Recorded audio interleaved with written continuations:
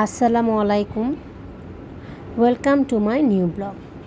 আজকে আমি আপনাদেরকে দেখাবো কিভাবে আপনারা বাসায় অল্প উপকরণ দিয়ে কাঁচা বাদাম ভেজে খেতে পারবেন।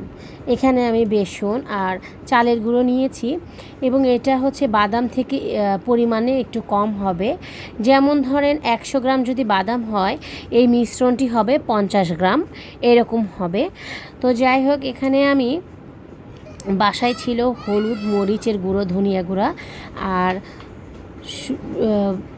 গরম মশলা গুঁড়া, সাথে একটু লবণ মিশিয়ে নিচ্ছি এবং এই মিশ্রণটিতে একটু হালকা করে পানি দিয়ে নেব।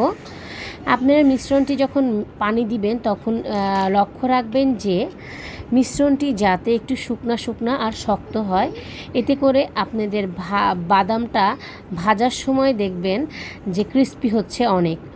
তো আমি এখানে মিশ্রণটি দেওয়ার সময় পানি একটু বেশি পড়ে যাচ্ছিল, তো আমি এভাবেই মিশিয়ে ফেলেছি। আর অবশ্যই লক্ষ্য রাখতে হবে বাদামটার প্রত্যেকটা বাদামের গায়ে যেন এই মিশ্রণটি লেগে যায়, এতে করে আপনাদের ভাজতে সুবিধা হবে। আর যখন ভাজবেন তখন দেখবেন এই বেসন আর চালের গুঁড়ার সাথে মিশিয়ে বানানোর জন্য এটি কত ক্রিস্পি হয়ে গিয়েছে। তো আমি এখানে তেল নিয়ে নিয়েছি, কিন্তু তেলটি আমি কিন্তু অনেক বেশি গরম করিনি, একদম হালকা গরম করে তারপর কড়াইতে আস্তে আস্তে বাদামগুলো ছেড়ে দিচ্ছি।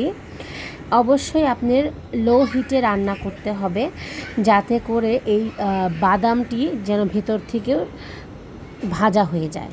যদি আপনি জোরে ভাজেন বা হাই হিটে এটি ভাজেন, তাহলে দেখা যাবে ভিতরে বাদামটা কাঁচাই রয়ে গেছে আর উপর দিয়ে মিশ্রণটি পুড়ে যাচ্ছে।